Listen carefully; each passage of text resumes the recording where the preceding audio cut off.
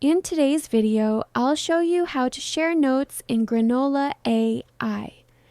So once Granola finishes generating your meeting notes, you have several ways to share them with others. First, open the note you want to share. At the top, you'll see the Shared button. Go ahead and click that to check who currently has access to the notes. If you want to share it with someone specific, just enter or paste their email address into the field, then click Share. It's that simple. Another option is to use Copy Link. When you click this, Granola will generate a unique URL for that specific meeting note.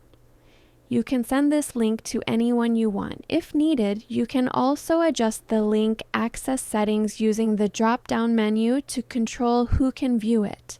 You also have more sharing options through the 3 dots menu.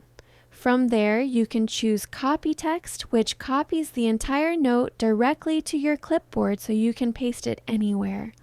Or you can select Email, which automatically opens a Gmail draft with the meeting notes already included in the body of the email. And that's it. That's how you share notes in Granola AI quickly and easily.